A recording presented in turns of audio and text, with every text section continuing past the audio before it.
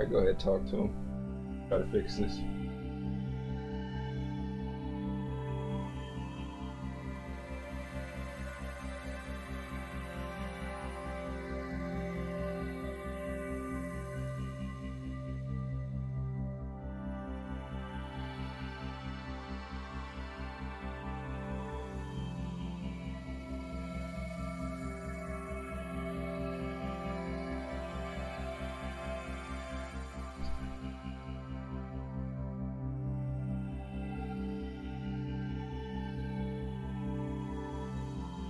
Yeah, I know it's.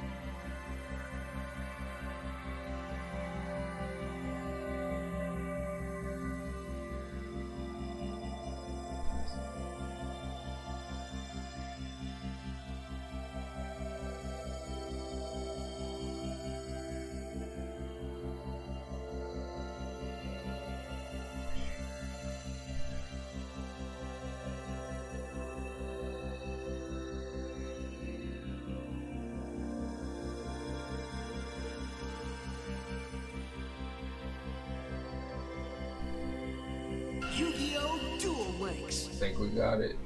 I think we in there. I think we in there. Oh yeah, let's go. Let's go. Welcome everybody. I am your host DrkNFear, and I got my boy Sano right next to me. I do apologize for what happened right there. It's pretty random. I don't know why I did that. Duel. There we go. So now you guys can relive the excitement from down from ground zero. We got Yosenju on skill shot side here. So my names are actually messed up here. Let me rotate the names real quick. There we go, that's more like it. So we got a Thunder Dragon versus Yosenju matchup.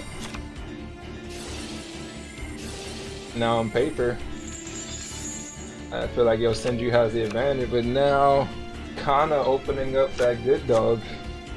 You know what that means? Oh, okay, so he saw that sword sting there because he did not go for the exceed play. He felt that toggle, he was like, I ain't going for it. Usually, you know, exceed toolbox definitely has an answer to deal with Yosenju. But now they can just freely just come out on the field, tag team Yosenju action.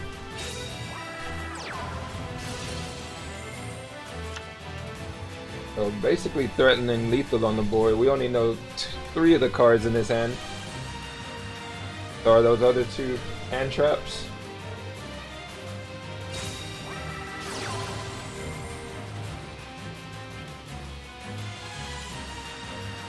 Yes, you could be right on that one. It would definitely come in handy in a situation like this.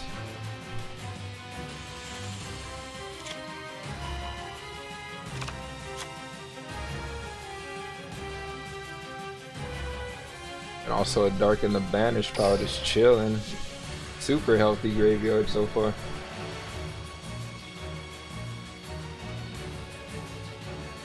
Alright, finally ready to press that battle. We're gonna start off with the smallest first.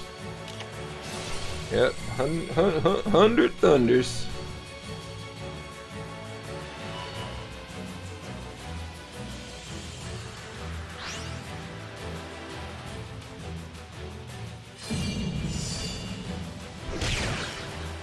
We're just gonna tag him for 1,000.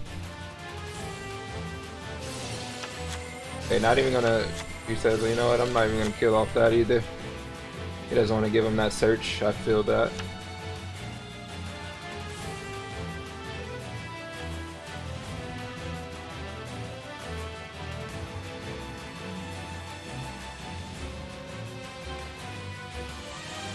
Oh yeah, definitely.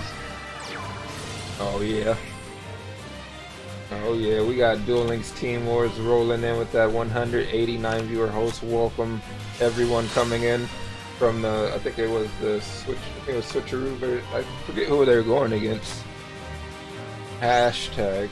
You guys are already coming off a pretty epic game. Now you guys in here with Pharaohs versus Supreme European Monarchs. We got Thunder Dragons versus Yosenju. And I got a bot in chat tell me if I want to be famous. You should ask that bot, do you want to be famous? And follow teamwork. No. Already kind of going in pretty strong here. Full-fledged board and a Thunder Dragon duo to boot.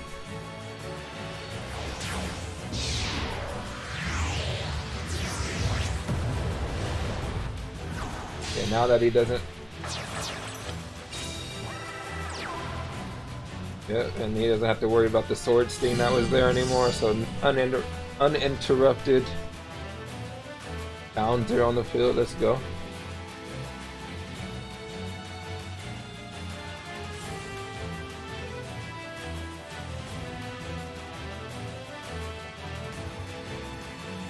Oh yeah, definitely. So probably gonna let it go for... Wait, no Veiler? Okay, just give himself the D-draw. I don't know why I was expecting the Veiler there. Kite works either way.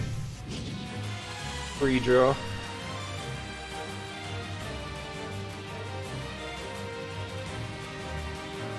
Yeah.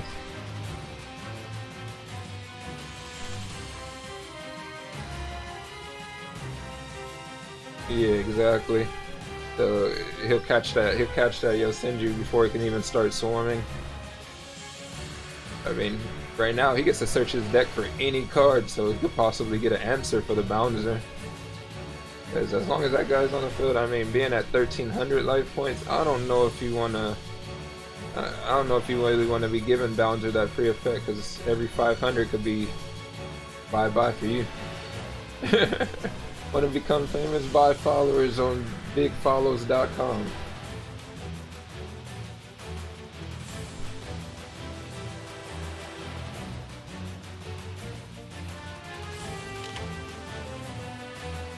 Alright. Lava Golem would be out of no... Okay, so I would assume if he's going MST, something aggressive has to follow.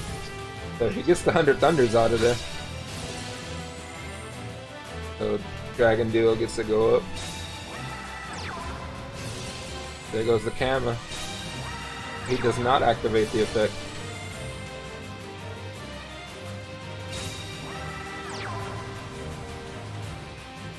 Oh, true. True, that's true. That is what happened, yeah. Well, there goes that double bounce.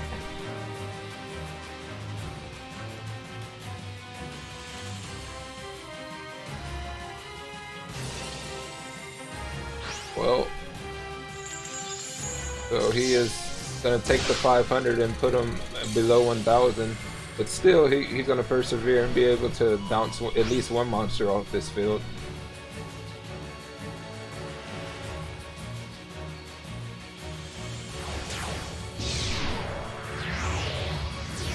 So he is going to go for it. Never mind, no he's not. He's going to make it, he's just going to do it the simple and easy way. He says no bells and whistles, just going to go in for 24 and 18.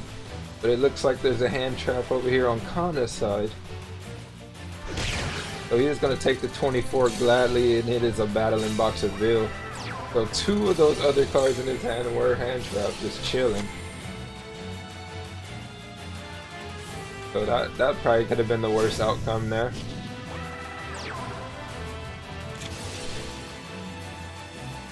Yeah, so able to get rid of the... At least he was able to get rid of the Bouncer. But now he's staring down this Dragon Duo that he pretty much almost got rid of last turn.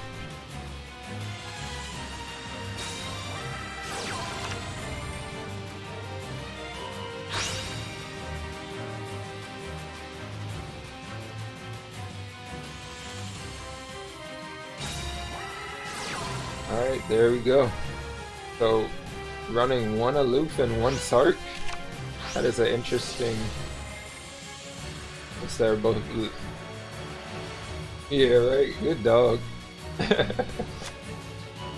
Alright, to open it is so good. But, unfortunately, he wasn't able to make the big Exceed play because he was facing that Yosenju Sword Sting. But yeah, drawing Aloof just gets you up and going no matter how you look at it. It's a good advantage to game. There it is. Leveneer is here. Yeah, right? Prismatic buff. Oh, big damage going in right here. So, has the kite in the grave. Is he going to be able to stop these next two attacks? No, unfortunately not. Kana going in super aggressively and they're paying off.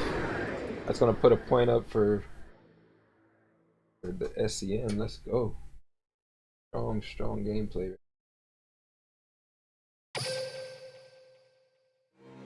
Bot alert. There's bots everywhere.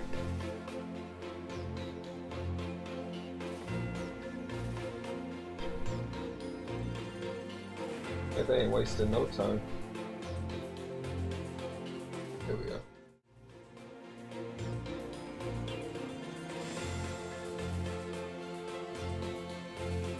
Looks like they're just taking a second, taking a little breather there. In the meantime, hopefully everybody's having a good weekend out there. Oh yeah, we already back in there. They're definitely not wasting too much time here. So we got ourselves, we got a Aster Phoenix out here. Yo, thank you for the follow. Duel. Yo, what's going on, Duke? Welcome. Lurking, good luck. Oh, I mean, wish to luck to these great players, this great team going at it. So we skill shot starting things off with that clock tower prison.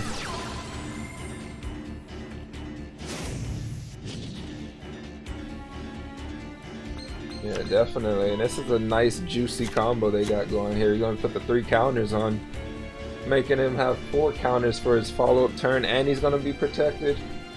Hey, it doesn't get any better than that. Yo, what's going on, Stacy? Glad to have you here. And not only that, he was able to discard his Celestial, so he's possibly going to have a draw 2 next turn, depending on how things play out.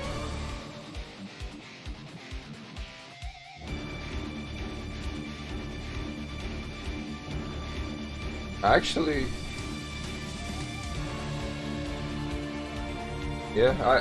played it on my stream before my tournament on Friday.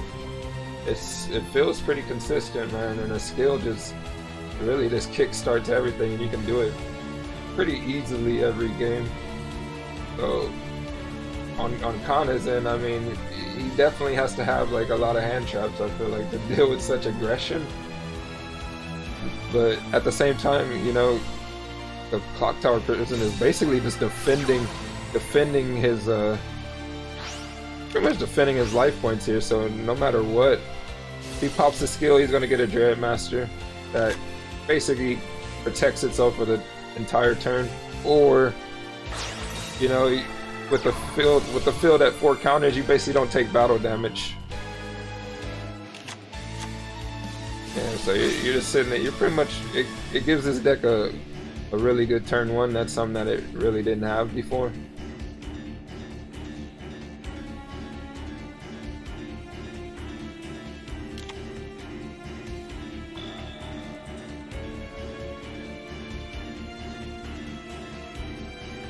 Yeah, exactly. Like, yeah, see, he doesn't want to push in, but then, you know, he definitely wants to put some bodies on the board just to protect himself for the follow-up push. So, pretty smart move by Kana right there. Just protect your life.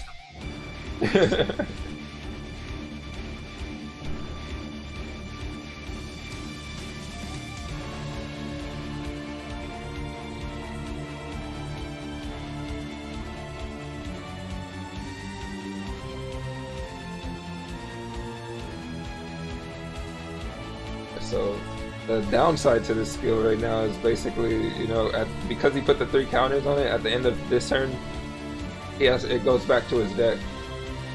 So he's got to decide. He's got to decide right now is the time.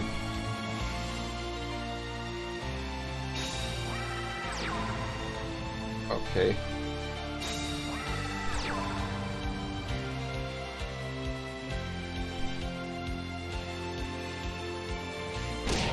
So possibly gonna have a mass change here.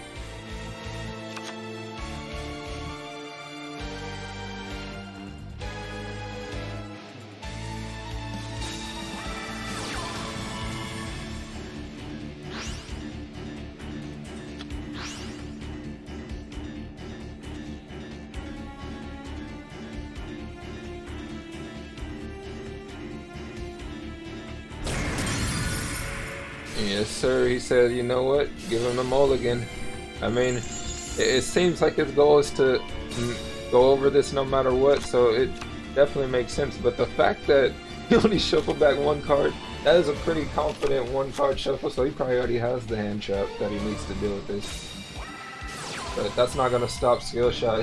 You know, this is like one of those situations where it's just like you already set up for it. You're gonna do it. So he's gonna bring out the Dread Master. The Dread Master gonna bring back 2 D heroes from the graveyard.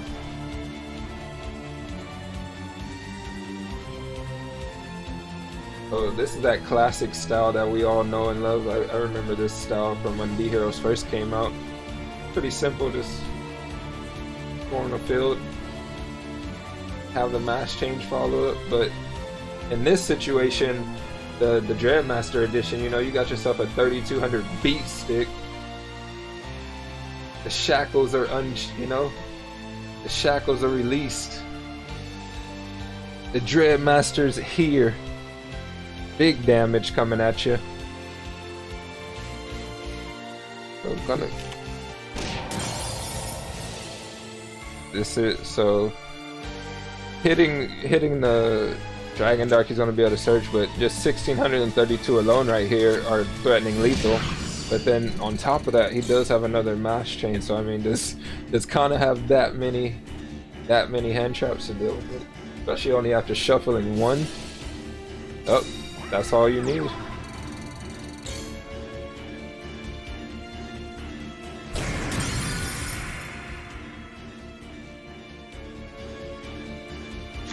Yep, and that basically shut it down because he went in with the Celestial, so he had to recall the attack. So smart play by Kana. Yeah, he was already waiting for it. And the thing about this is that, you know, usually when Dread Master summons the monster, they're indestructible, but only during the turn that happens. So, Leveneer came at the right time. All he needed was that he was just waiting for that overextension.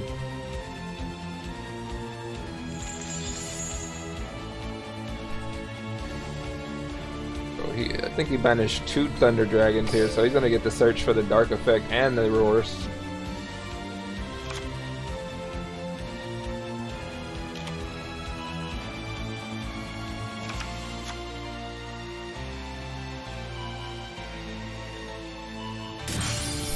Gonna pop the Dread Master in the back row Karma Cut.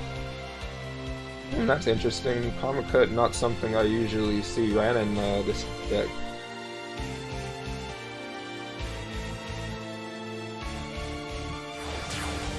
A big play by Kana here.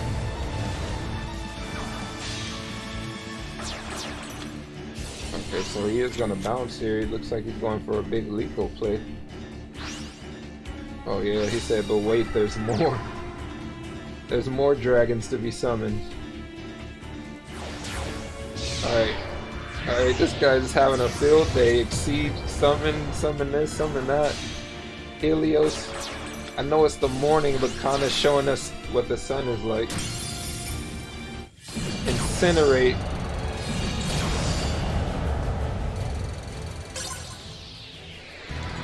So Kana pretty convincingly taking second game. He was able to pretty much survive that big push from the opposing player. Let the bodies hit the floor. Yeah. That bouncer couldn't have come at a better time. Pretty much that's all he needed to thwart off that entire attack. Even with the mass change in his hand, he wouldn't have been able to go for game. He had already got the initial search when he cleared the board originally.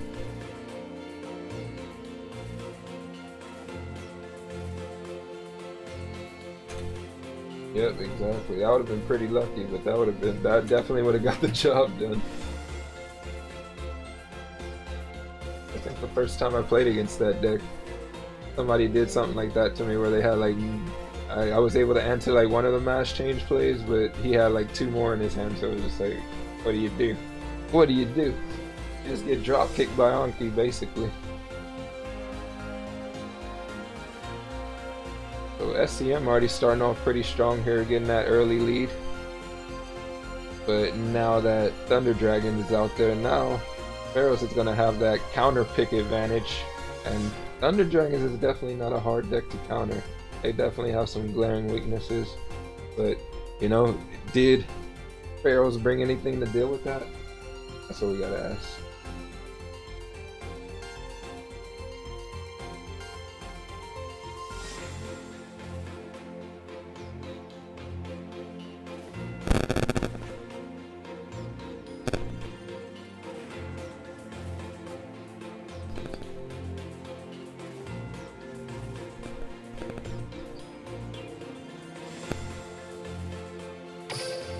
Yeah, I mean, it's a strong deck. Definitely a strong deck, and it's just very, and definitely overall pretty quickly. But I don't know, it's a great power comes great responsibility, and that deck can definitely brick. So they're bringing in Shells to the mix. So what we got here? We got ourselves another Yosenju.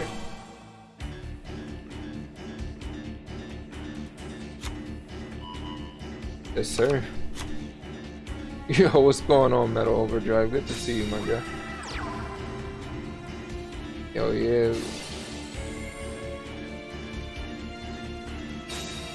Yeah, I totally agree. I mean, Yosenju can definitely deal with. I feel like they can definitely deal with this deck. I mean, you know, at least he doesn't have to worry about his monsters being destroyed, stuff like that, because it's gonna bounce back to your hand. But if Kana gets the right hand, you know, he's gonna have to deal with that bounce, and bounce is definitely not a fun card to deal with as a Yosenju player. But you know, he did show us that it's definitely not hard to get around when you got Izna available.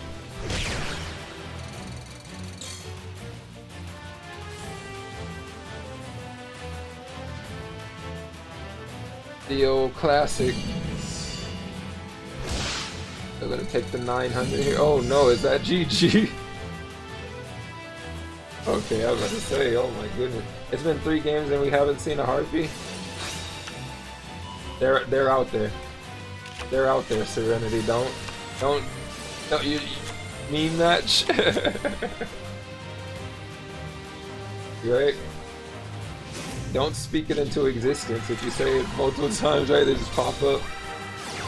Feathers just rain from the sky.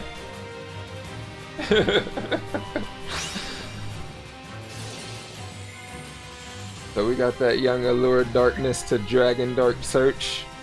It's almost like he never banished anything. Just gaining advantage here.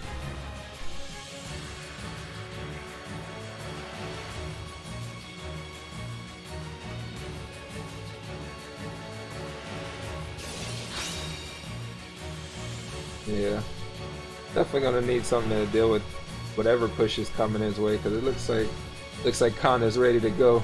Big buff Dragon Dark on the field. I'm playing games. Oh really? Okay. Yeah, so pretty much gonna hit the Sword Sting. So he is gonna double bounce.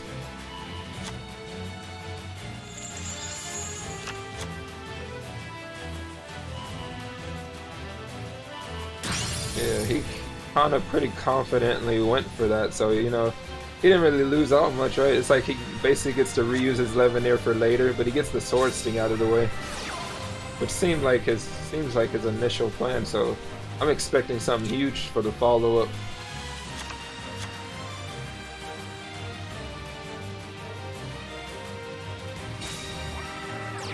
Shao's gonna add that Kama 3.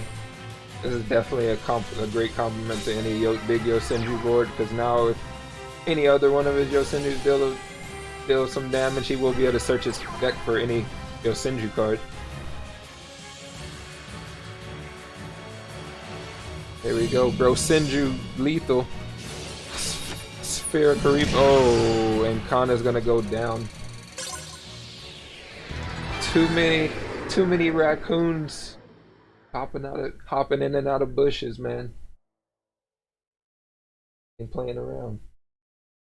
Shouts taking that, putting the first point on the board for the Pharaohs boys right here. Go. Sphere and still lose. I mean, you know, you're gonna need like 12 spheres to stop that board coming at you.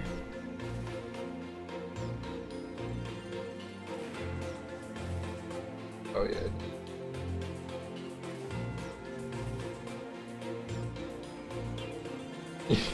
Totally, bro. This is like, you're gonna need a lot more hand traps than that, and Bound is completely out of the question because of the life point range that he's at. But yeah, it looks like we're going right back in there.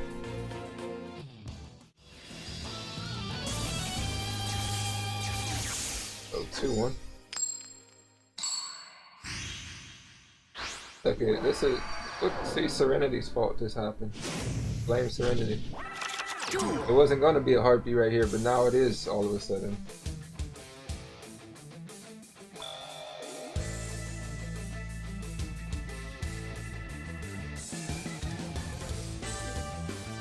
Yeah, he made people face the music.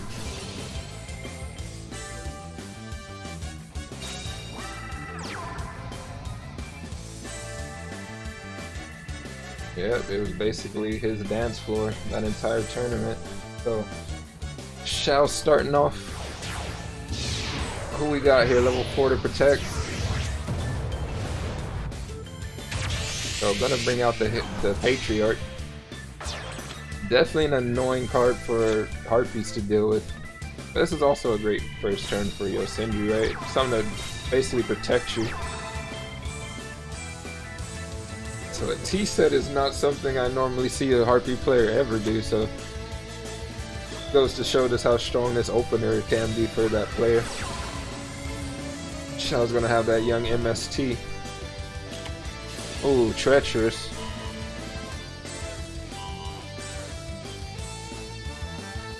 Does it have the Harpist? That was a Perfumer set? No, that was a Harpist. Okay, buddy. So he will be getting a search at the end of the turn.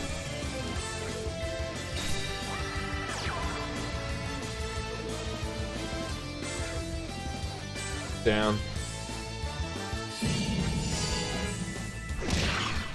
This is definitely a Monka S situation. It's definitely a Monka S situation because now, you know, Harpist, we all know what Harpist is getting. It's getting the most optimal card. So him getting the Oracle, you know, I can only think that he already has the possible Channeler follow-up. So it looks like we're about to have some big plays right here. Could be lethal.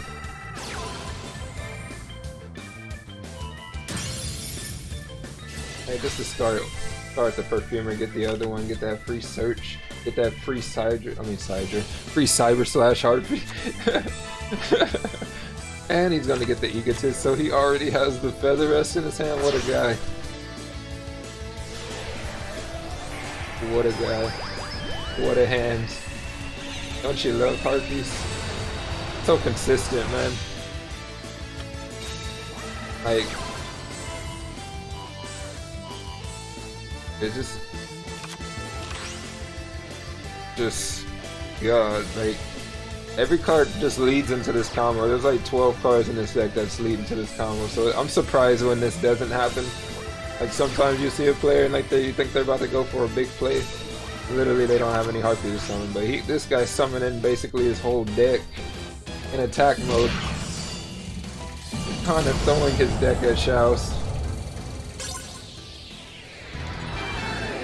That's gonna chop up another point for the M.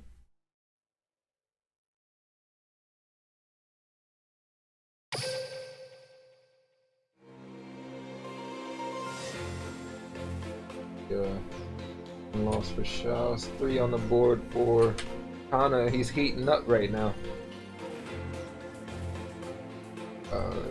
Better keep this guy in check. He's about to go crazy.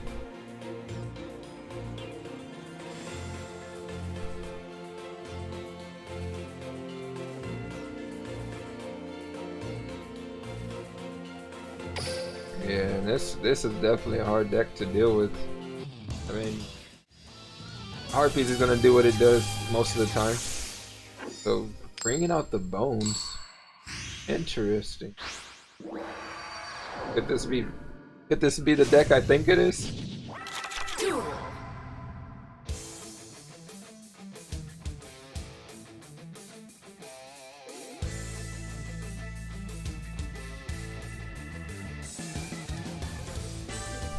Yeah, I'm curious. I'm curious if Shao's is bringing out the signature. Alright, so we got Perfumer starting off, so definitely good that Harpies go first here because of the fact that now he doesn't have to deal with this whole back row getting murdered at the end of his turn because Connor's gonna have to destroy the hunting ground here. Casey Cup 2021 Max Flex 2, yeah. Connor's trying to make a statement here. He ain't going down easy either.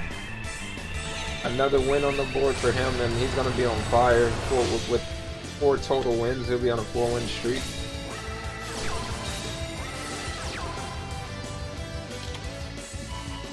So gonna add the hunting ground right back.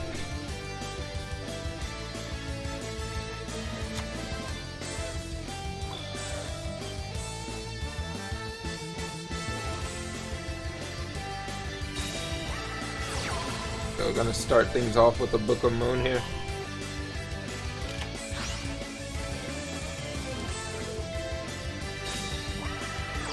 Alright, so yep, he is playing vampires.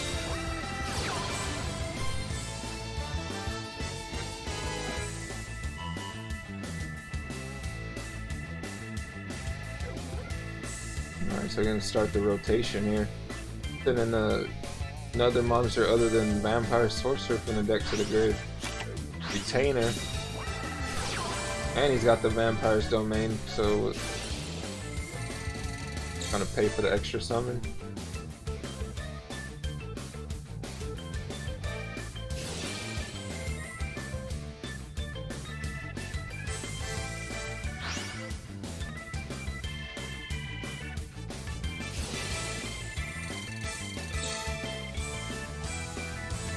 Alright, here we go. We're gonna pay the 5 and get the Awakening.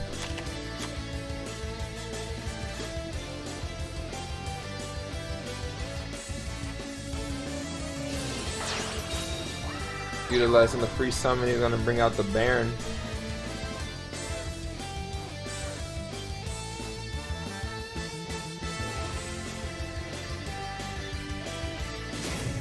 Yep, so he's gonna do the Posthumous Army. Basically gonna turn all his Harpies graveyard field alike into zombies.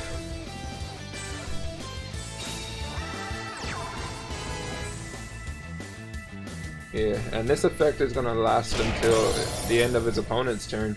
So his monsters are still gonna be Harpies at the end of that turn. So I think the requirement to...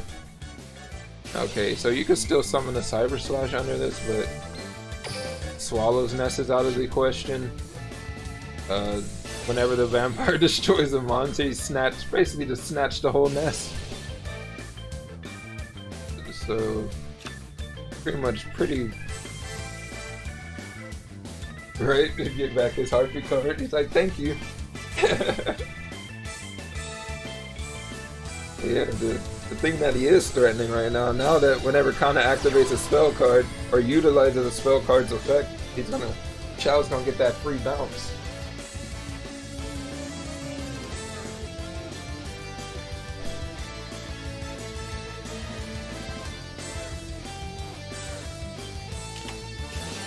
Hysteric Party.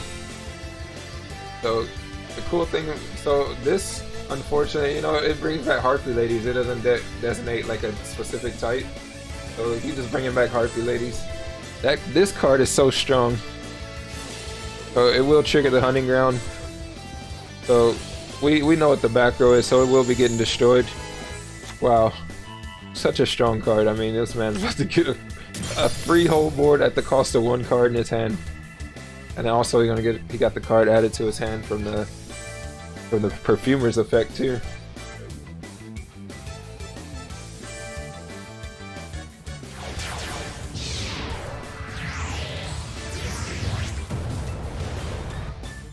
Yep, number 91. The big zap. Pretty much wiping out Shao's entire board.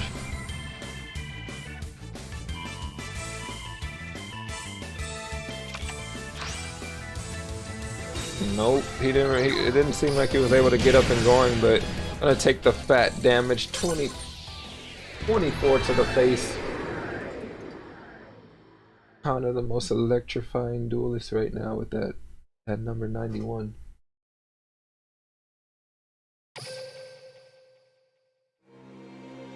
Yeah, unfortunate, but maybe. Yeah, unfortunately, I mean, I was thinking maybe. Why did he take the Harpy out the graveyard? Because then he made his back row dead. He had already saw the opponent had got back the. What is it? The hunting ground? Yeah. But I mean, even if that card went off, it still wouldn't have been able to stop the. It wouldn't have been able to stop the Thunder Dragon, Spark Dragon. So very unfortunate. So Hana just racking up the points right now. Somebody stop this man. We got Victor Lee going in for Pharaohs right now. Bringing out the guns.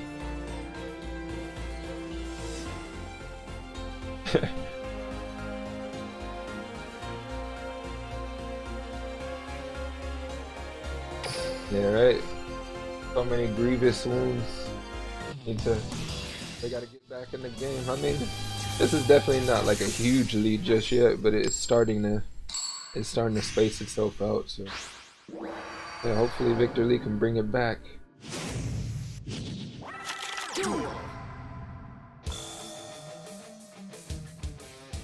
We got that boogie, the boogie bro though.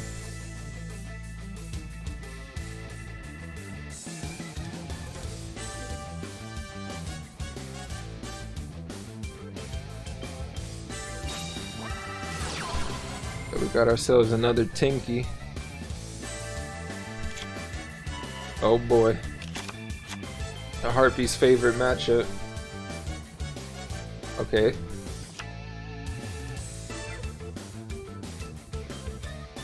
Just gonna grab a Martin and just call it quits there.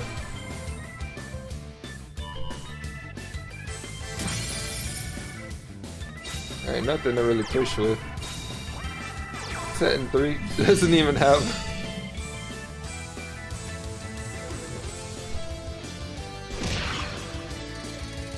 Oh yeah. Oh yeah, definitely. Yeah, it definitely doesn't want to force that D-draw, so definitely a smart move to not even put the extra deck monster. So now he's got the Emerald Bird. Never mind. Chalice for the young negate. That if you want to put that card in the graveyard, you gotta earn it.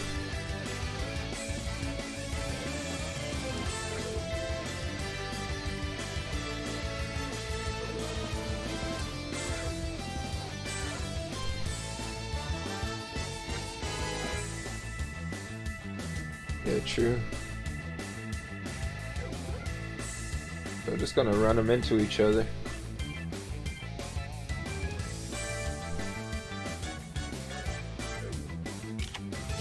He is gonna book it.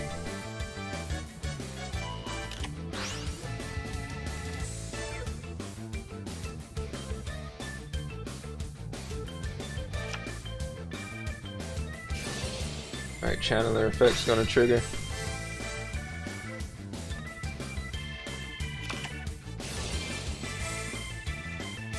So even though he's gonna lose the Harpy's hunting ground, he is gonna gain something in return, another Harpy solar trap from his deck to his hand.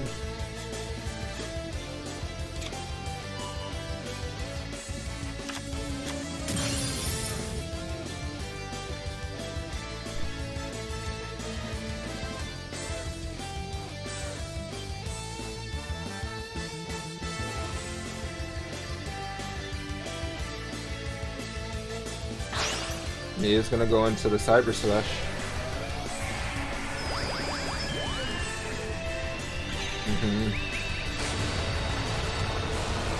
And he has one of his other cards, he does have the Feather Rest, so he's definitely gonna dig. Is he gonna bounce? I'm gonna give him the Martin again. And the Martin, the Emerald Bird again. And we know there's a hand trap in his hand. So he's probably trying to force out the hand trap in his hand at this time. But I wonder what he drew in. Okay, he drew something else. Not something that will give him lethal, unfortunately. But, you know, he gets closer.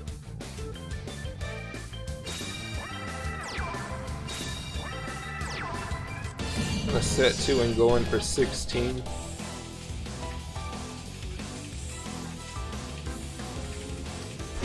So gonna let him trigger the D-draw. And now force the hand trap.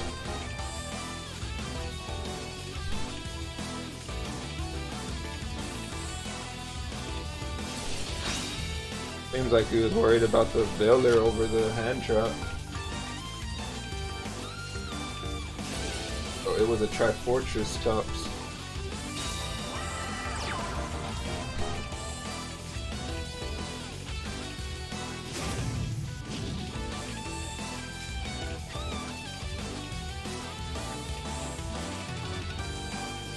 We're gonna trigger that D-draw. I mean, he now has an extra deck monster on the field.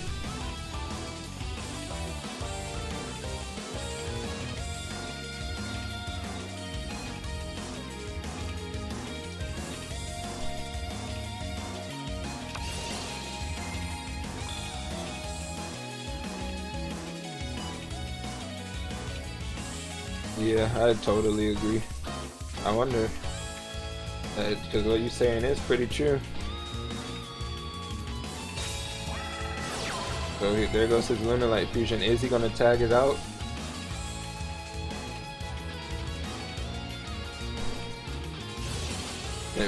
Harpy gonna tag herself out. Force him to use the resources in his hand. I think we only know that he has the Emerald Bird and the Martin. So does he have the third monster to make the Saber Dancer? He does. And not only is it a Saber Dancer, it's a Crimson Fox at that. So it couldn't have gone any worse, I'd say. He's gonna get the Search, he's gonna get a Monster Reborn, he's gonna have this big giant monster on the field that you can't even target. That's a nightmare for Harpies to deal with.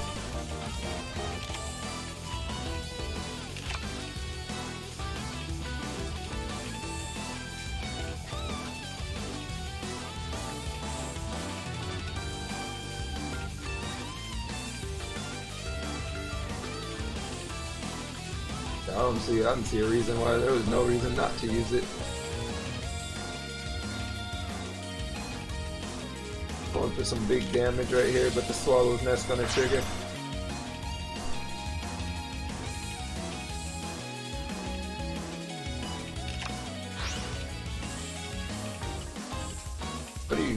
What do you really do here? I mean, you're looking at this huge Saber Dancer right now. You can't really get over, and he's not working with too many cards.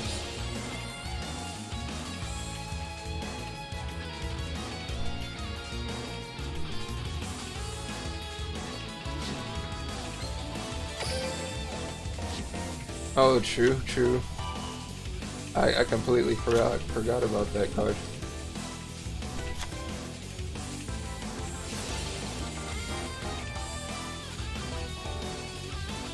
Is he about to throw a party?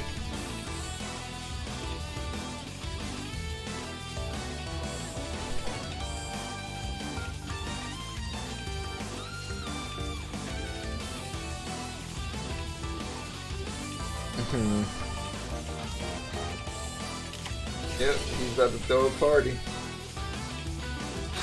So, yeah, about to throw a hysteric party.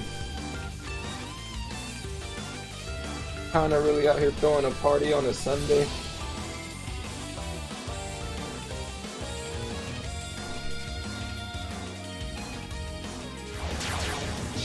Yeah. That card's so powerful, it like all their effects triggers, so he will be getting a search at the end of the turn too, but I mean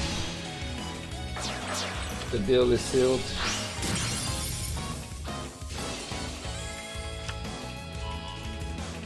It's unaffected by anything. I mean, there was no normals. Okay, so he didn't even have another monster, so never mind.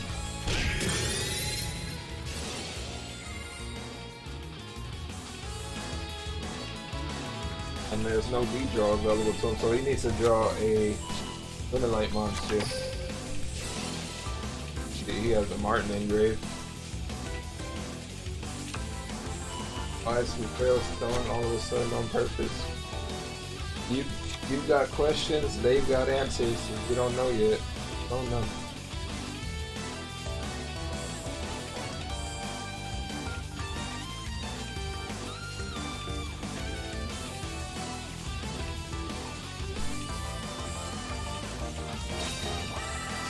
Alright, there goes the Lunalite fusion. He did have the Book of Moon. Yeah, I was expecting the book to go down, so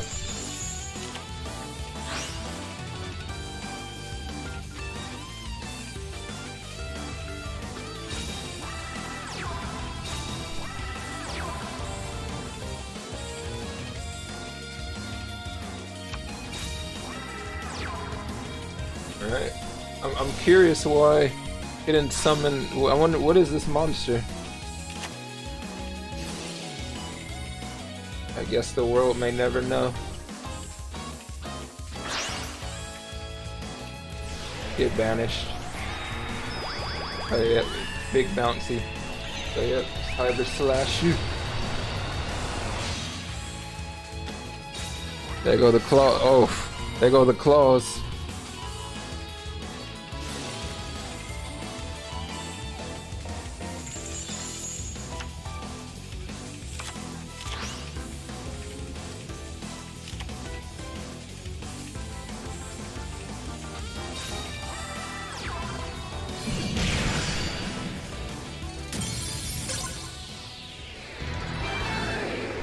Kinda gonna take it. Yeah, man, he's looking kind of unstoppable. Not playing games. Even in a bad matchup for him, he survives. He says, you know,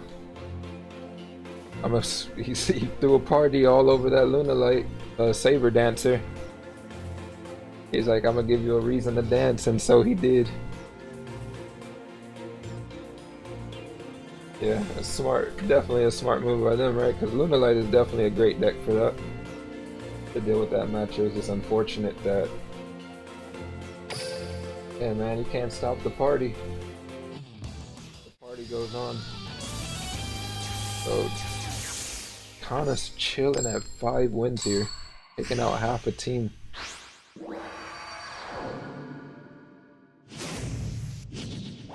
Duel.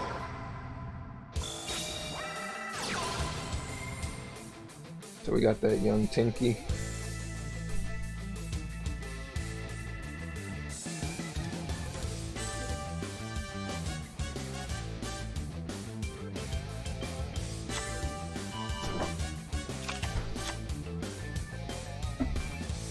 And add the bird to his hand. Or must have the Martin. Does not have the Martin, but that's not a bad card to toss either. Butterfly.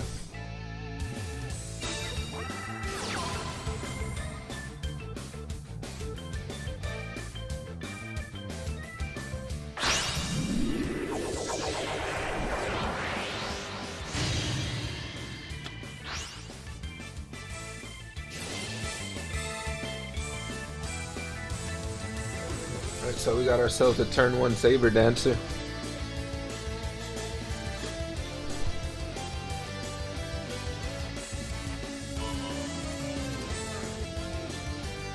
So full commit by Victor Lee, unfortunately. Yeah, just based off his hand, it just looked like, yeah, he had one of those type of hands.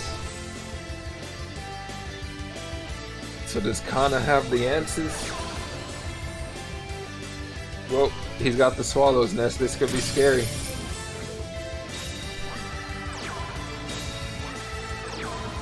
Never mind, I was just kidding.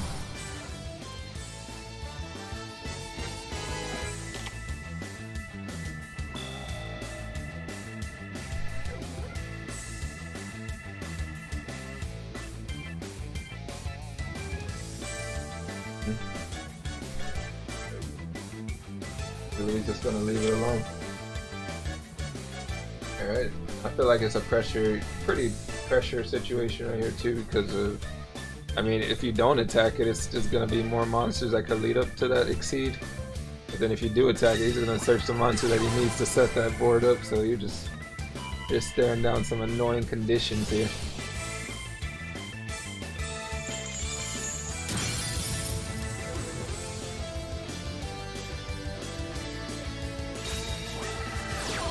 But yep, already gonna get the full board. You know, either way, no matter what you do, it's gonna happen.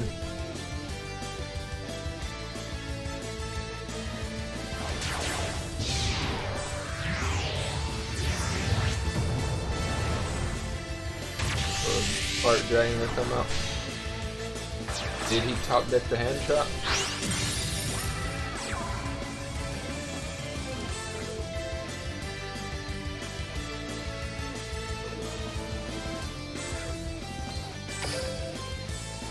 Yeah, he's probably taking some thought.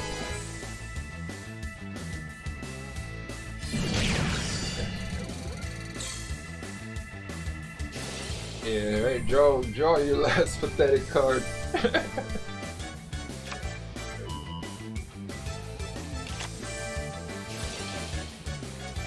Yes, sir. He said. So pretty much getting back 2 cards, getting a search and the addition back to his hand. So Victor Lee's gonna draw his last card. The card of his choice.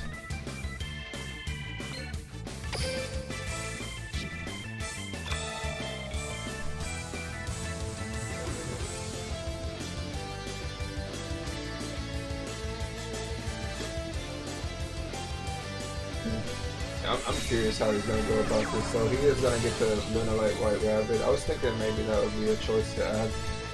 He doesn't have the Martin available to him.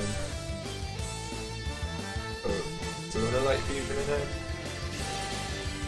Oh, I'm gonna.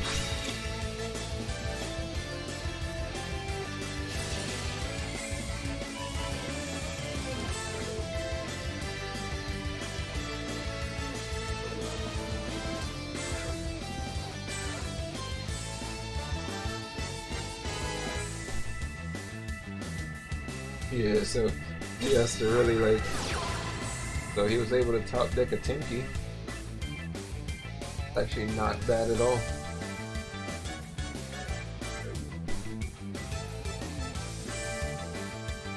True, after having to discard all the other cards to the grave, it definitely would have been better to have that earlier.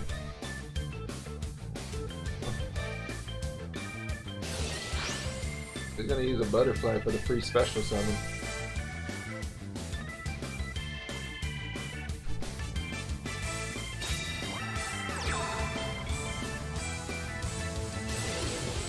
Gonna bounce 2 of the back row here.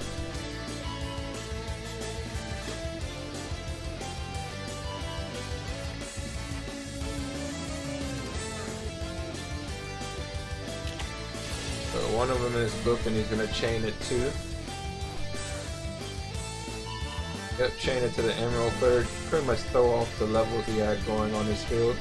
So there will be no Exceed show canning this turn, unfortunately. Oh, he's gonna have the negate. Does he have 2 books? He threw the whole bookcase at him. Oh, you know, the trade-off is that he does gain 1,000 off of it, and he's still got a monster in attack mode, so he's still able to at least deal with this board. Oh my god, 3 Book of Moons! Yo, God. Khan is so intellectual right now. Talk about throwing the book at him. Jesus Christ. Oh my god, triple Book of Moon. Right? Seriously.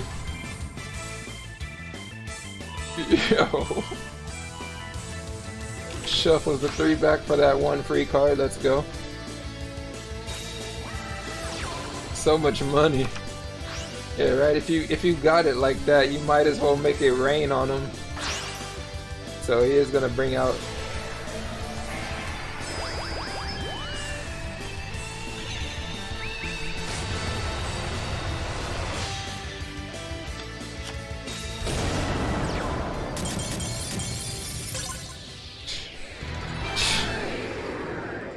God, Kana. Home right now. 6 wins under his belt. 6 men, 6-9, 1 heartbeat. Oh.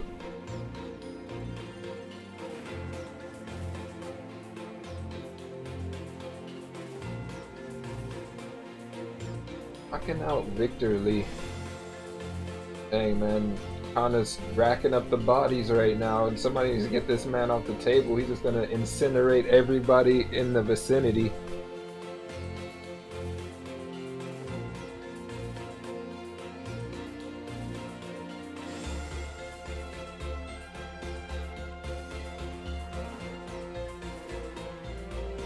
Hold up. They don't hear you? What the heck?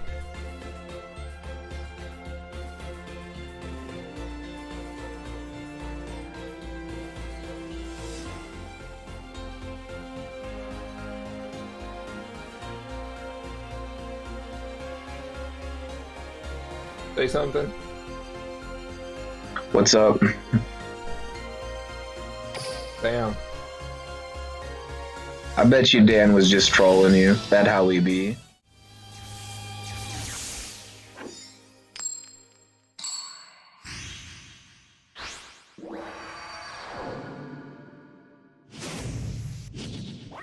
Duel. 30 cards from Carrot here. You know what? I gotta add Carrot to the list.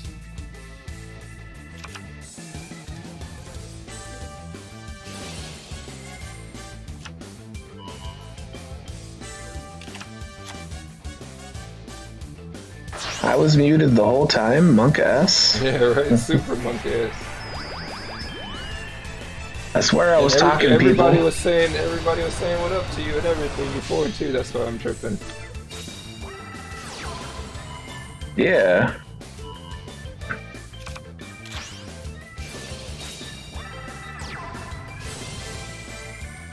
So Connor already starting off pretty strong here with the turn 1 feather rest play. Sin with double back row. I mean, you got to defeat this board somehow. This is definitely something hard to.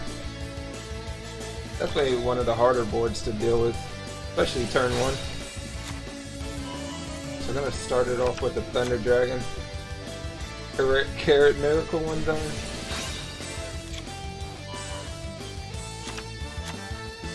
I mean, if there is a deck to go on a big streak, I mean, Thunder Dragons can definitely be one of those decks. Does he have the flute? Nope. Just gonna put the roar in the grave.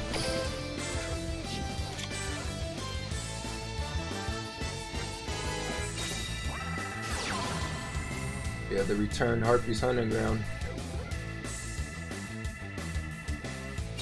I mean, chances are that's the Thunder Dragon trap again, so... Yeah, definitely, right? It already seemed like he was loading that graveyard up.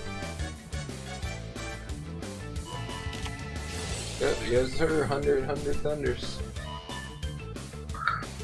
But one bounce, if there's no hand trap from Carrot, this could get ugly really quickly. Right, he only gets 1 monster back, oh no.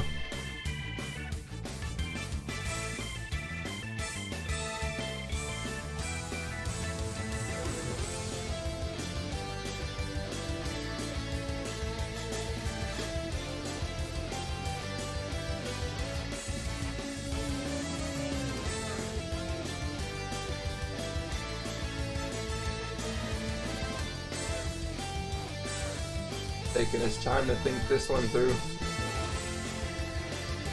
Wonder if Kana's deciding whether it's worth using the back row trying to go for game here. Yeah. Could be deciding on which. What was Kana's first deck? Thunder Dragons, right? Yes. Yep, Thunder Dragons. Thunder Dragons.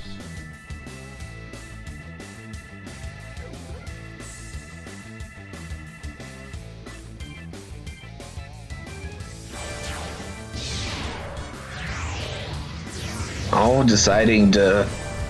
This normally means they're gonna try to play more of a longer game if they're going Roach. So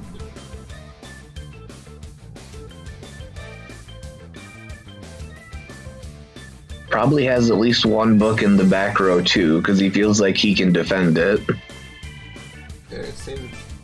Alright, so he doesn't have a hand trap in the hand and stuff, but I was expecting like a fear freezer or something. That would have been really good for Eric. But, you know, not a horrible situation he's in right now, being able to search off the Dragon Dart. So yeah, he's gonna be able to bring back the Dragon War for another fun turn.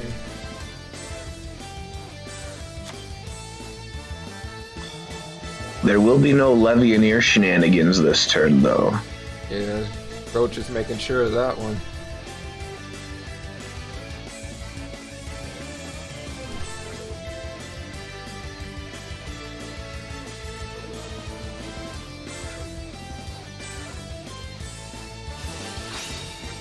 Alright, there goes the Dragon Hawk.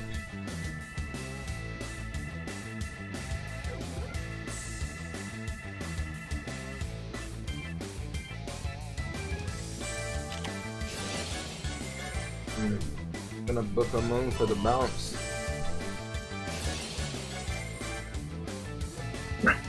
Yep, that's gonna stop any most normal summons. I mean, he could have Aloo for the Battery Man, but that's much less impactful than normal summoning another like Thunder Dragon card.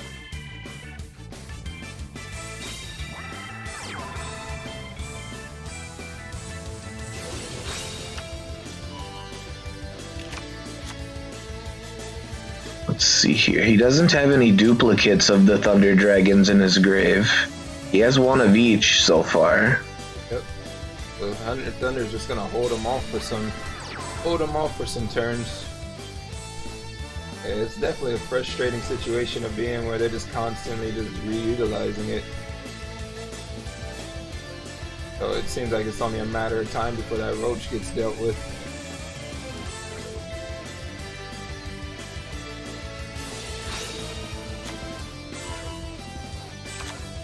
See how healthy that graveyard is. He got 2 lights, 3 darks. Dragon Roar, Dragon Dark. Did the Harpy player just decide not to attack? Yep, didn't attack. So first I suppose any attack would have given him D-draw though. Right, so it's gonna give him the Roach effect, but looks like he's just doing it to trigger the monsters that he banished, so it's gonna get the Roar and the Search off the Dark. What's going on, John? John, welcome.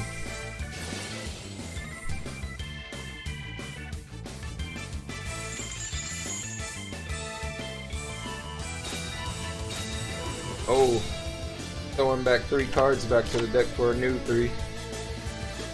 Oh, I wonder what he put back. I mean, I think we knew that there was a light dragon in his hand, but I don't think that I remember any more Oh, the dragon, so 1 light dragon, 1 dark dragon, at least in 2 of those. He's fishing for something. He's probably searching for a Solar or a Aloof or something like that to something big. Kind of get some more plays going. Yeah, it would be definitely better than 2 dead cards in your hand. We're gonna get the duo off the dark effect.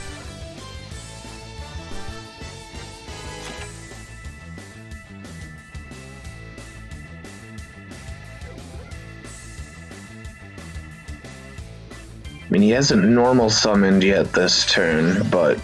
Okay, there goes the Dragon Dart. I'm in the Dragon Duo. Wonder if he's just trying to bait him here. He's forcing his way through. Well, that was the last Roach negate.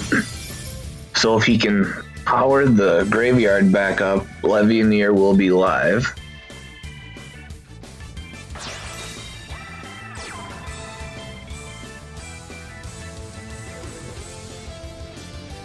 They were all dark monsters in the graveyard, though.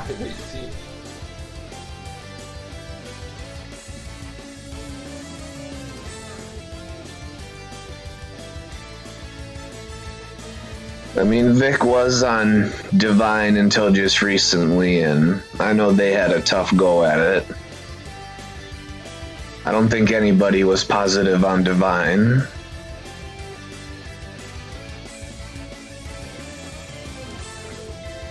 Alright, we got Kana's in phase here, so Kana's not even gonna push here. But what is Kana waiting for? This is an interesting situation. Are we just gonna sit back? I think Kana's really scared of giving Carrot D-draw. But it kinda...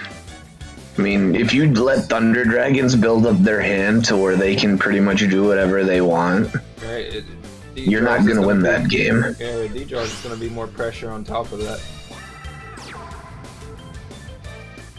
That was an all-dark banish, if I'm not mistaken. Yes, sir. An all-dark banish. Give me the one card in your hand.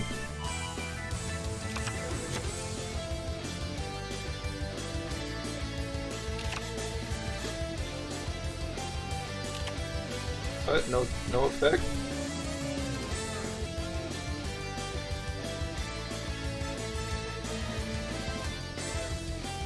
You must be trying to power up another one.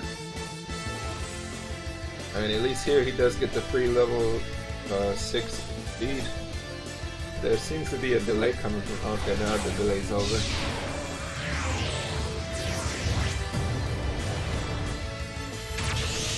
Number 25, Forward Focus.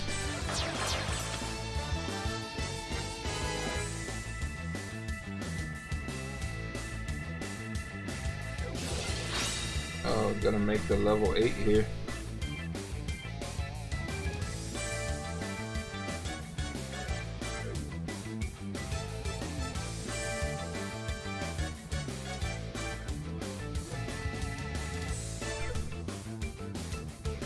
Well, it's time to see what Kana's back row is. Nothing. Really? Directly, really? Book of Moon. Fair Book of Moon right here. Be able to have his follow up and not worry about getting negated.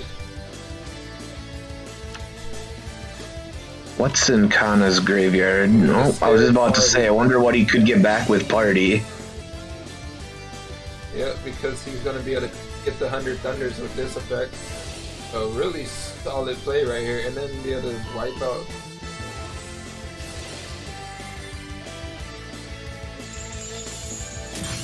So gets rid of the 100 Thunders, gets the free search at the end of the turn from his graveyard.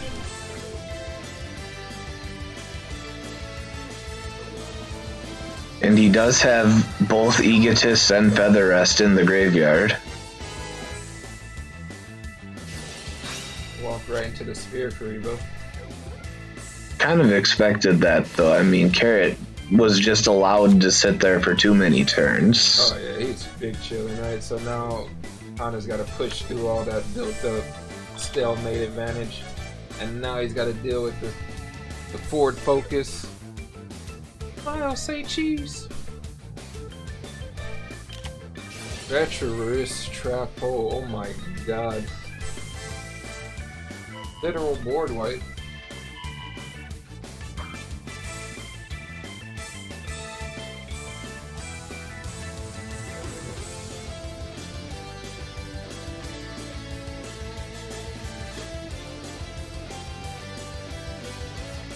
Interesting choices though. Popping the Dragon Roar and the Forward Focus. That other back row must be a book.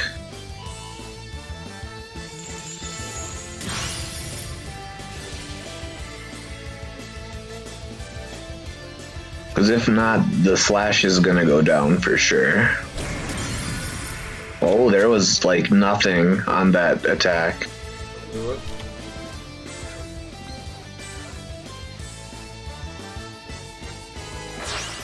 Interesting. So leave the 11 here.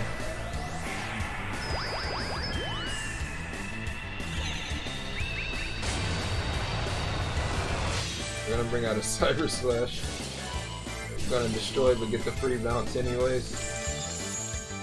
And he has the Feather Rest in his hand from last turn. But I mean, Carrot has, I mean, we know one of the cards is the Light Thunder Dragon, but he still has 5 unknown cards. This is lethal on board, but I mean... You know, Oh, really? What the heck, was there No boxer responses? veil? Okay, I was about to say, what the heck?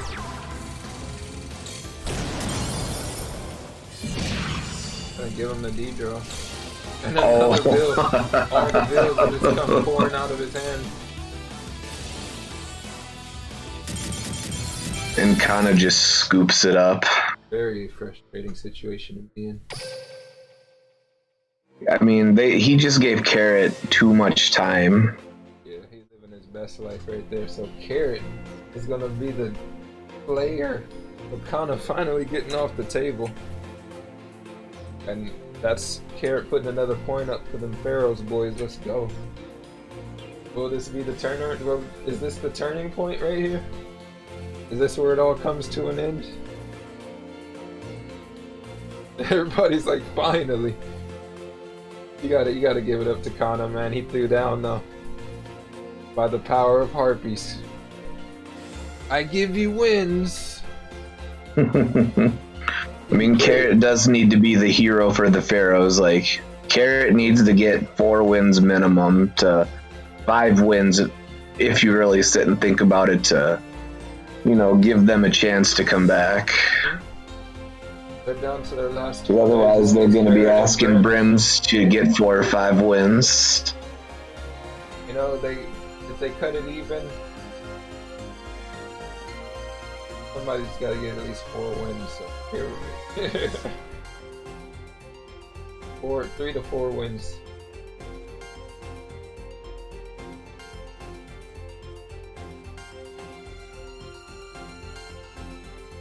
It looks like they're taking their sweet time. We're just waiting for the players to get back to the tables.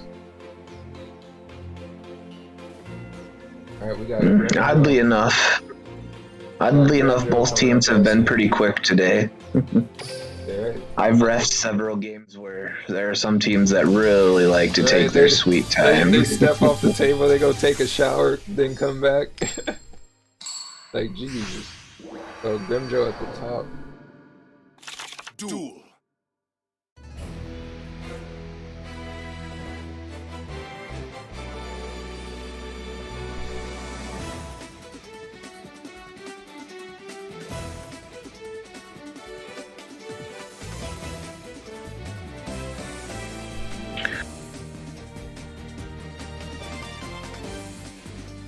So Grimjo being able to start it off.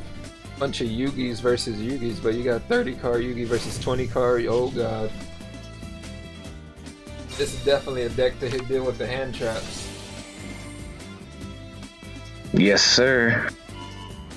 So break out the Gaia, the Fierce Knight. Search the Cursed Dragonfire.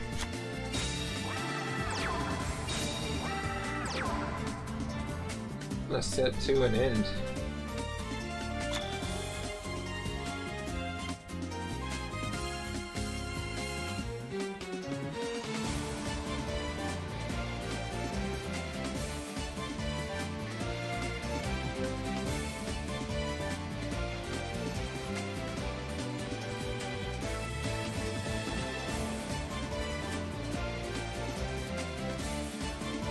Oh wow. No player. Oh no. This is definitely a scary situation to be in when you can't activate hand traps. How bad did Carrot brick? Probably didn't brick.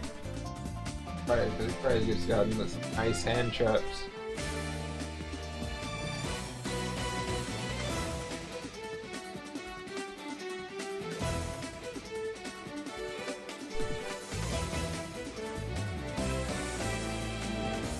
Alright, we're waiting for it. There's definitely a Gaia time, right? So he's gonna bring out the Magical Knight.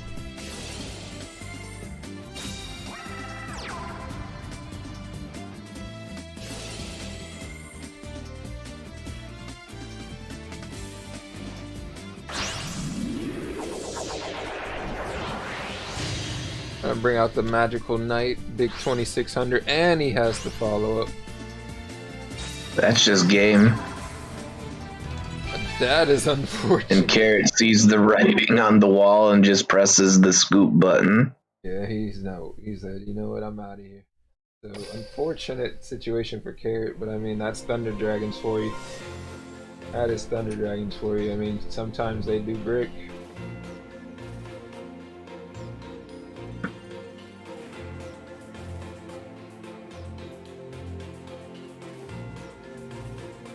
For 7. Carrot on his last deck and Brim's the follow-up. While SEM has their pretty much 4 more players to follow this up, 3 more players to follow this up. What did they bring today? I mean, we saw an area of Thunder Dragons, Luna Light, and Vampires, and we saw some Yosenju. Yeah, we haven't seen a Harpy from them yet, have we? Here she is. That's the theme of today. Every time we be like, "Where's Harpy?" They pop up. Yeah, Stop asking about pretty him. much. Stop asking about him. He's making them pop up. This one's on me. I'll take it. I'll take them. So, I mean, Harpies did sweep before this, so I mean, there's definitely a possibility.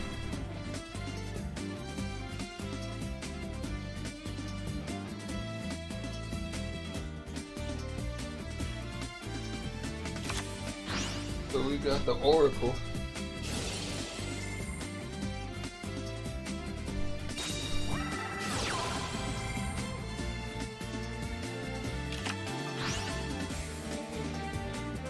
Oh yeah, that's right.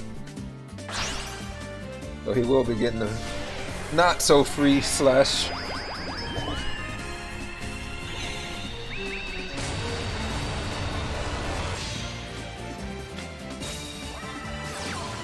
And the feather rest.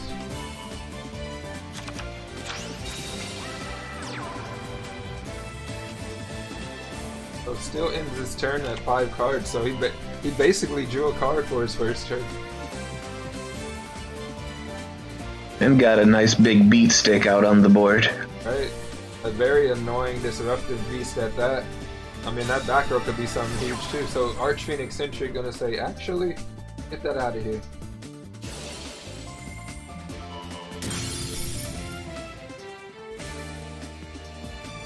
Victor Lee and O2 says a better duo.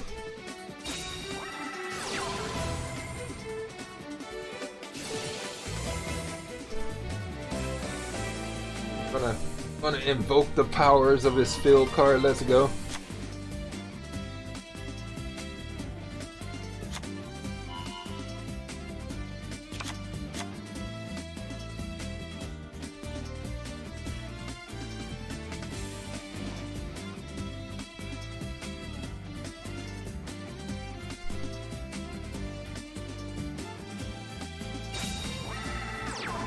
Oh yeah, let's go. Guy the Magical Knight.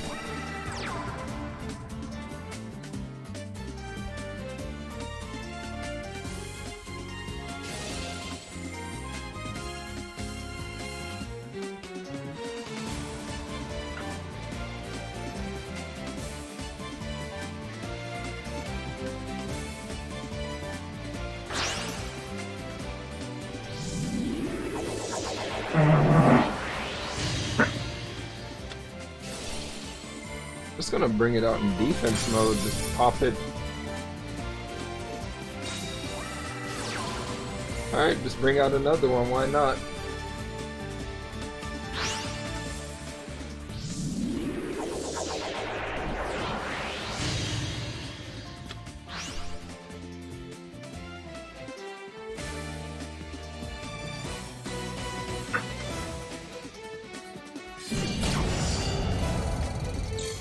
So 26, I'm just gonna pass it back to Carrot.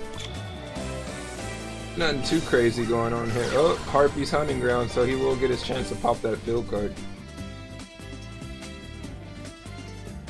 That will put a halt to Grimjow's play a little bit, but I mean, he already does have the Gaias. Yeah, exactly. So I mean, he's in for some annoying situations. I mean, Harpy's Hunting Ground doesn't really change anything for the Harpy players. They're not really known to run hand traps anyways. I guess if he can't do his Harpy effect in the battle phase, but I mean, that's probably it.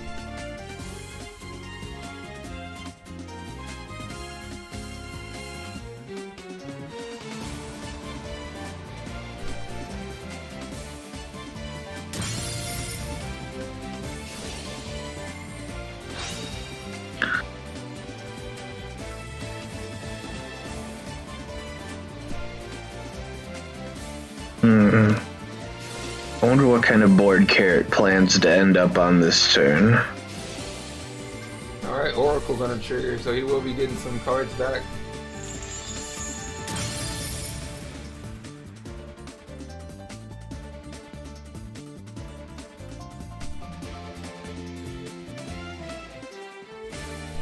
Alright, Exceed Shokan.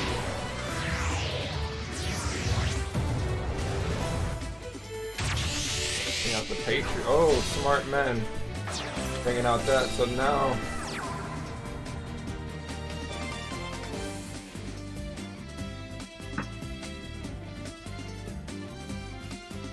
And now if he wants that Patriarch's gonna get popped too if he tries to use his effect. Yep, exactly. So there's some stuff going on this field.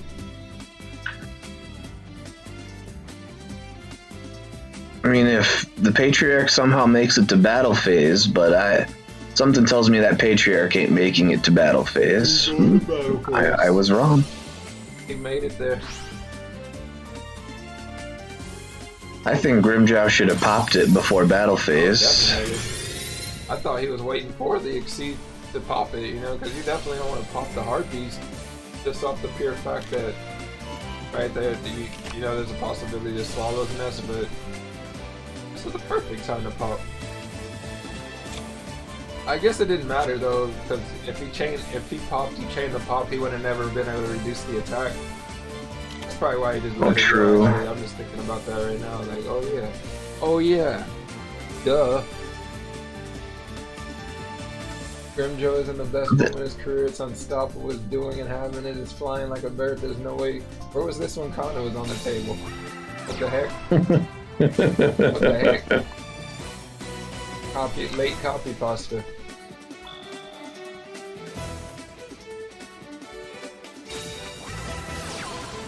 We got a Harpy's Feather Rest on Carrot's side. Just gonna draw one card.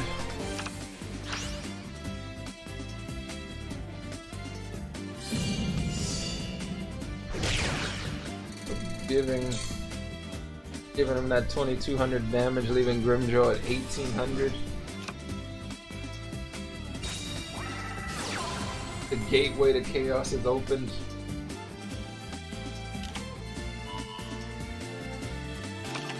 Does he have any more targets in the graveyard? Oh my god, is that another one? Wait, you can do that more than one? Wait, what the heck? I thought it was a once per duel skill. I thought it was too. I'm reading the skill again right now. Yeah, it says the skill. He must have hard drew the first one. That's nice. That's nice. So Child is gonna negate his effect. Oh, that's well. that pause says it all. I mean, he's still got a beat stick on the board, so it's no biggie. So he will be able to get over the Patriarch at least.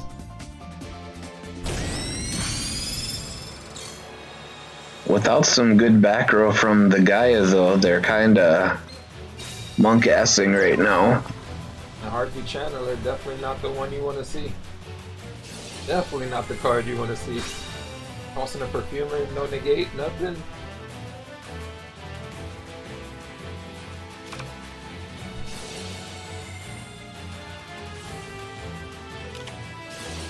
The Treacherous. Oh, Carrot just scoops. The Treacherous deck. Treacherous. Damn. Didn't even have the Swallow's Nest, unfortunately. So Grimjow putting another point on the board right there for SEM. Not playing no games. And that is the end of Carrot, unfortunately. He was the chosen one. he needed to be for the Pharaohs' sake. Yeah, so now all their hopes and dreams are placed on Brim's shoulders, so Brim's got to be the anchor for the squad right now. Can I get some believers in the chat? Or are we just not?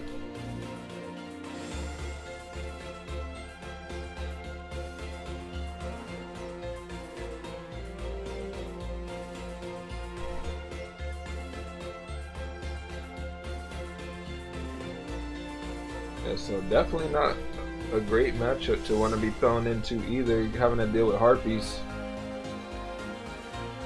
Yo, Dias with the 5 bits, let's go. Grimjaw in the best moment. Isn't Grimjaw on the... Grimjaw's on... Gaia. Oh, I'm tripping, yeah, Gaia. Yeah. So, I wonder what their last 2 decks are then for Pharaohs, right? Hopefully something that Gaia... that deals with Gaia.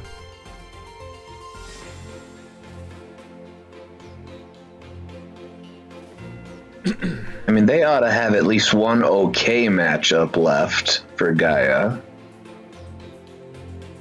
At least I hope so. Right? That's exactly, I totally agree with that statement. So hopefully they got it.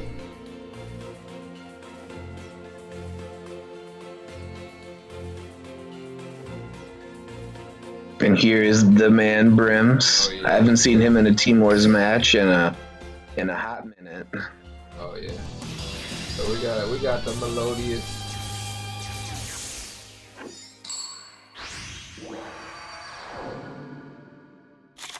Let's duel!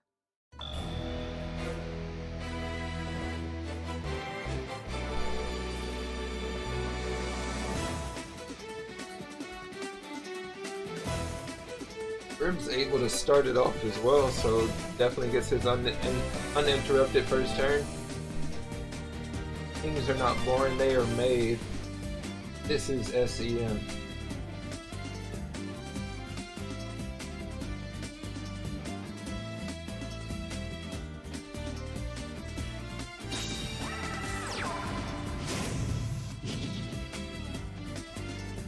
Not a super ideal opening for Brims, but not a bad one either. Special summon, so he has a Chopina in his hand.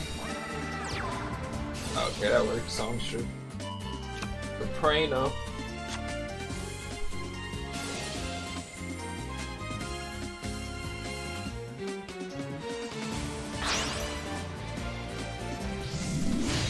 Gotta start things off with that Bloom Diva.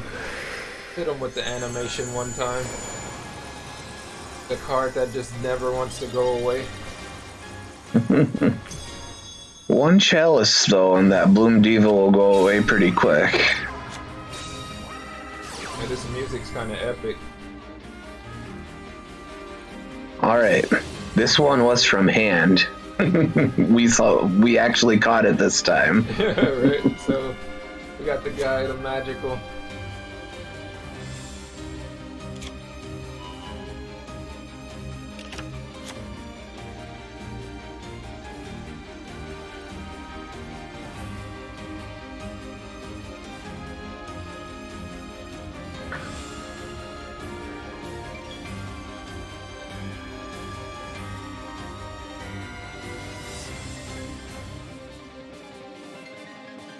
Alright, purchase his card, and now we wait 10 years. Let's go. Let's go. So, Grimjaw's probably just a little cautious of that back row. A pretty common back row for oh yeah, definitely. the Melodious is BTS, which will negate the Gaia if they actually have that. That would be an annoying card to deal with.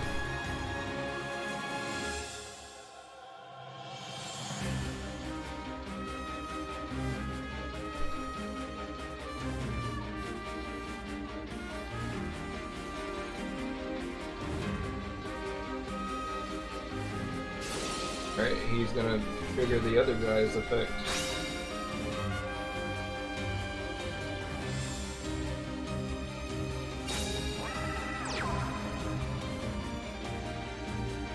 I wonder if you'll consider negating that. That would stop it from being used as 2 tributes.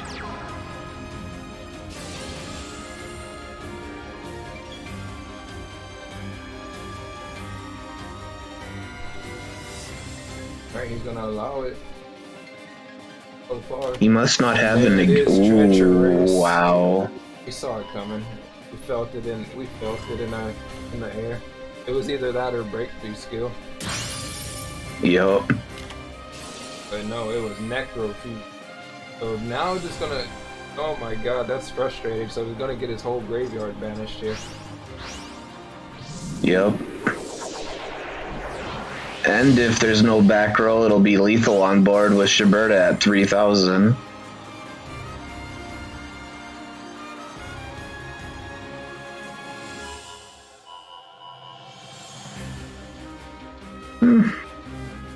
I was expecting him to just go for all the monsters in Grimjow's graveyard. Yeah, same.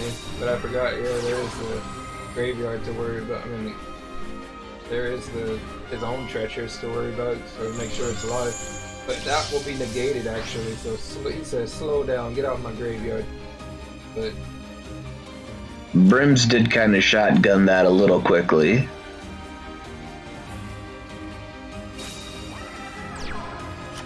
at this point, I mean, still not exactly GG yet.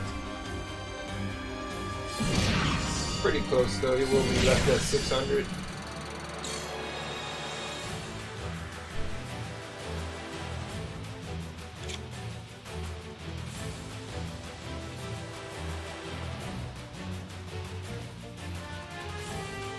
As a Gaia player, how are you getting out of this situation? I mean, he does gotta play through. Oh, okay, he's gotta play through the back row. Never mind, he will not be searching.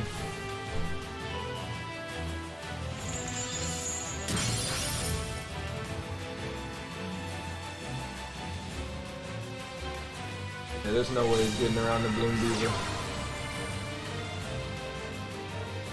But he will Dragon's Mare.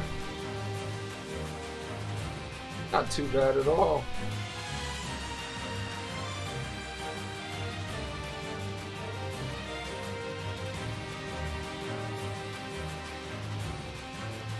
I wonder if Grimjaw would have set that chalice if Brims would have waited, or if Brims would have waited to activate that Necrofusion. But there is no field spell on the field though, so I mean that score that we know is in Brims' hand is quite live. Yeah.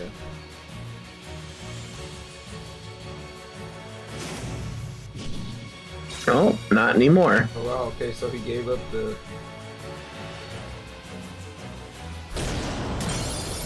Yep, gave up the soldier guy to give himself that field card.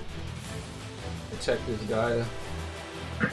I mean, he needed to protect himself from a Bloom Diva at all. Yeah, that is just GG. What can he do? That's Melodious, and Gaia, the Gaia matchup is definitely like horrendous. As long as you draw your MSTs, yes. Oh yeah. I mean, you got an indestructible monster, and now you got to use all your tech cards to get rid of it. So Bloom Diva being toxic.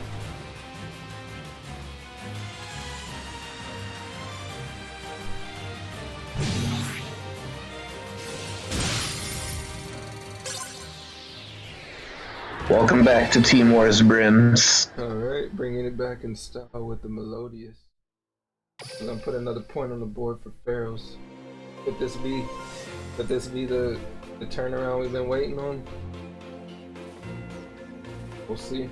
So Grimjaw taking his first loss here, but don't count him out. I mean, he definitely got his follow-up deck. About to be a 5-hour match? Hopefully not.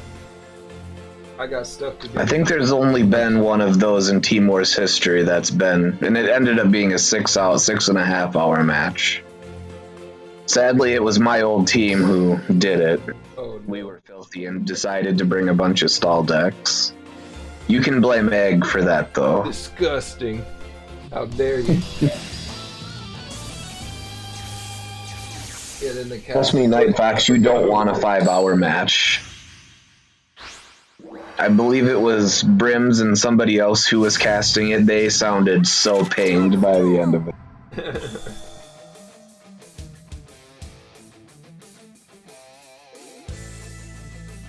Like, I'm pretty sure it was Brims and somebody else. There was somebody else co-casting. I just can't remember who. But they were... They're like, alright, we're done here. Oh, you should have heard the disgusting tone in Brims's voice at my team when our last deck was another stall deck. He's like, okay, no. We're at the 2-hour mark. We're doing pretty good here. Brim's doing pretty good here too, opening the Shofina, getting back to songstress.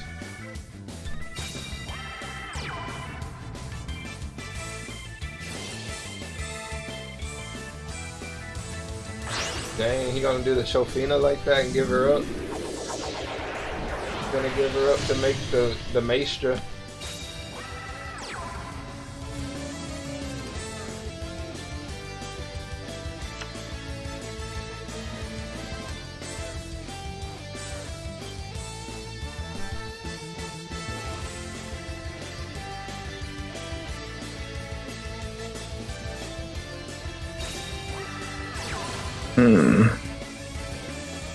So Grimjo gonna have the Chandler right here. And he is gonna have the fusion of the Necro. Probably gonna make another Shiberta too, just to avoid the bounces from the Harpy, the slash, as long as he can.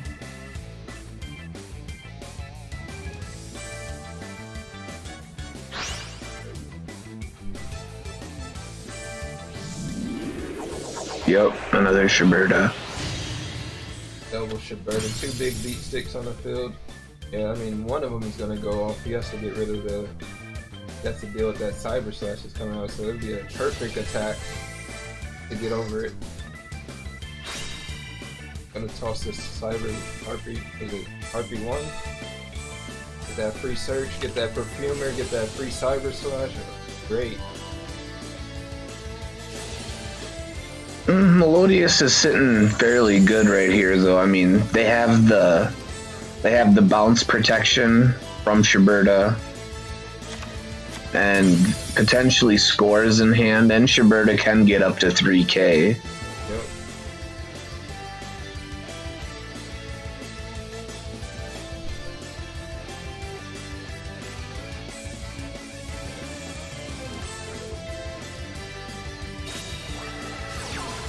We got an Egotist. Is he gonna Thunderspark? Could be. I mean, it will get rid of both of them.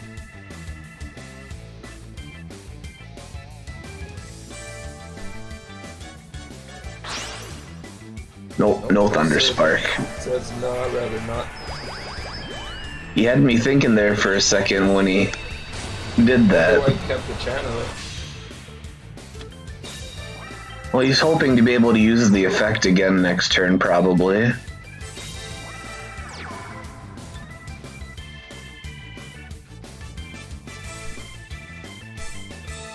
Wonder if one of those back rows isn't a young TTH. Oh, yeah, that definitely that play reeks of TTH.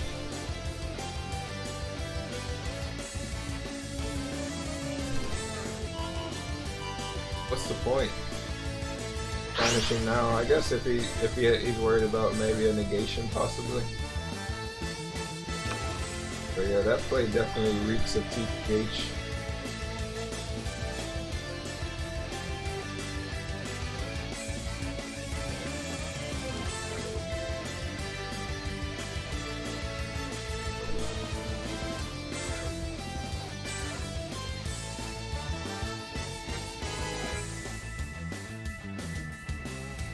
Alright, yep, so just gonna Well, go on we'll a find battle. out here in a I don't even moment. care if you got TTH, bruh. You don't scare me. And there it The is. TTH is revealed. Does Brims have an answer? I mean, unfortunately, Melodious normally doesn't to TTH. Dang, that is unfortunate. So he just walks right into the TTH and it all falls down. So with lethal on board, that's gonna do it for Grimjo.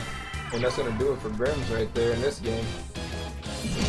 Yeah, there's nothing he can do. Alright, they're definitely not known to run hand traps that deal with things in that way, so yeah. So now is match point for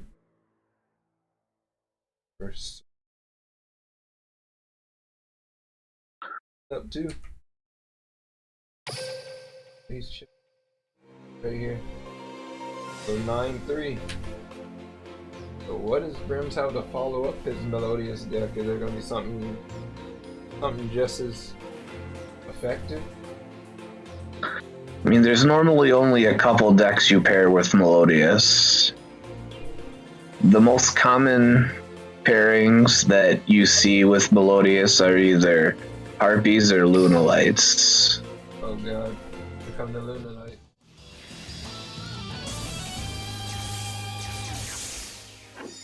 One person.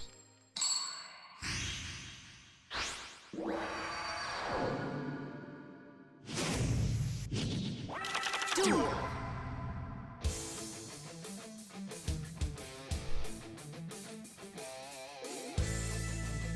So, not only that, he's gonna start it off. Grimjo's gonna be the one starting it off.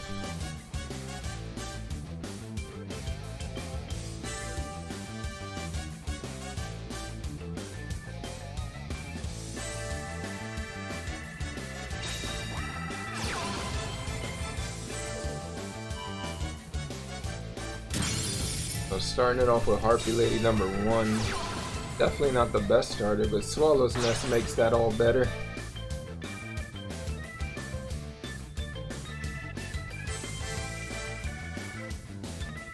I get the free perfumer.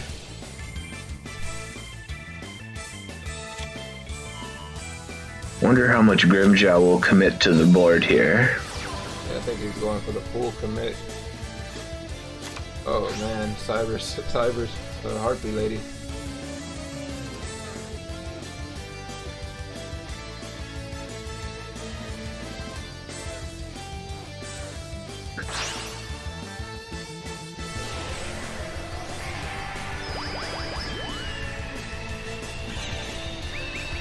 Kind of ballsy in my opinion, but Definitely, right? He puts the extra deck monster on the field. But he's digging deep, and he did have the Egotist and the Feather Rest. Definitely not. It looked kind of rocky in the beginning because he had to play the Harpy Lady number 1, but the Swallow's Nest made it all better. And the Oracle too, so he will be getting to reuse some of those cards.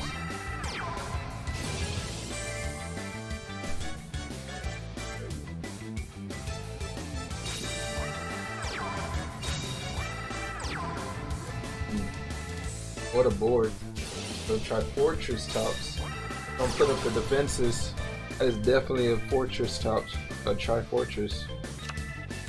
Gonna get his Egotist back, so definitely gonna about to do something aggressive next turn.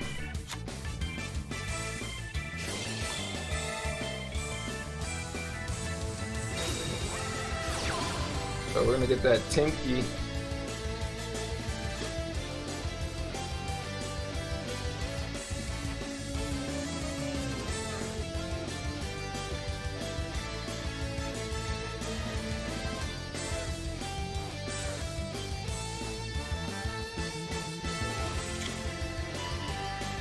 Grabbing the fox to his hand, not too bad.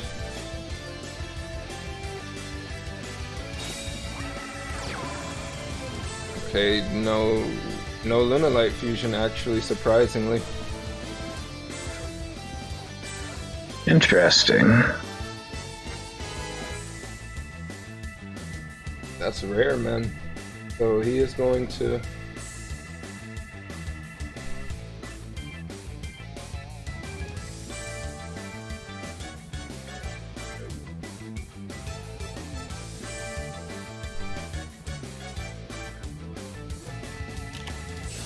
Alright, he does have the Book of Moon.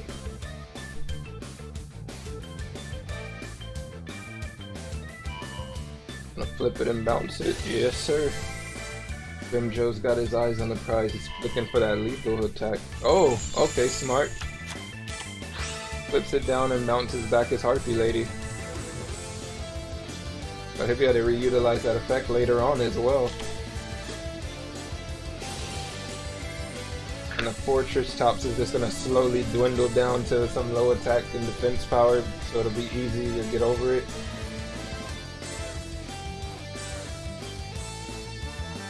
I'm starting to think Brim's hand might not be too hot right now. Yeah, I mean, there was no turn 1 Lunalight Fusion and he was forced to have to summon to attack with the Fox. He's definitely not having a good time in that hand.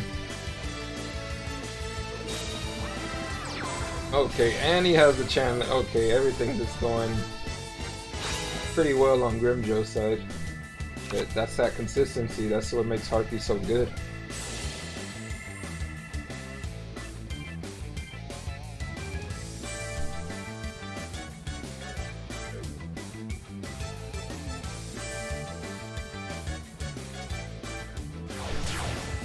Alright, so I'm gonna go for the Exceed.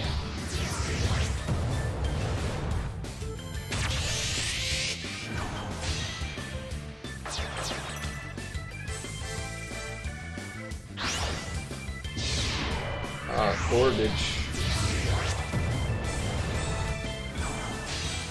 He actually had room in his extra deck for that, so he's gonna go ahead and send it back to the deck.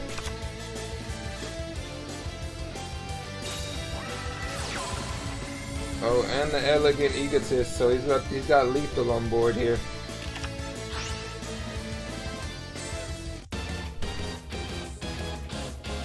And he can avoid giving him D-Draw too. Yep. So I was like, he didn't look for any hand traps there, but that Cyber Harpy Lady's gonna do that. She's gonna do a good job right there. So he's going in for 18, and there is a hand trap. So Sphere Creepo gonna go in and basically end his turn. Oh, but then Corbage gets the target back. But now basically on.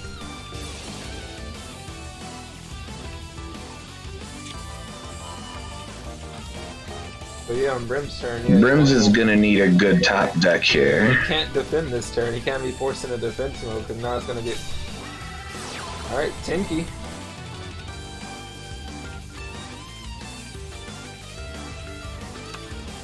All right, so he has the Martin in hand. No way. Either that or he's just fishing. Oh, he's no, just fishing. No. Jesus, talk about just unfortunate situations here.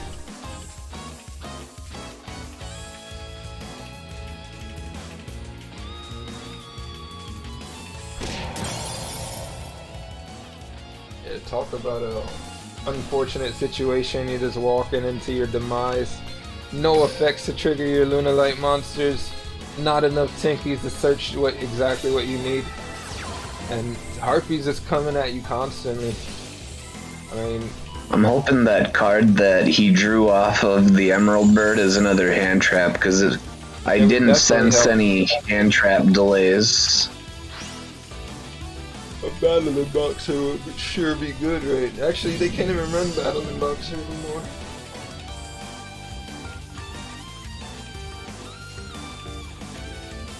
So he did draw Karibo. So he's gonna take the 200 to 2200, and I think that's gonna be GG's here. Oh wait, another hand trap? No. God, that was a Swallow's nest, I'm pretty sure. Alright, so Grimjoe came to play. He ain't playing around. So Grimjoe seals the deal and gets the game win for them. Supreme European Monarchs. Let's go. Well played. Solid gameplay.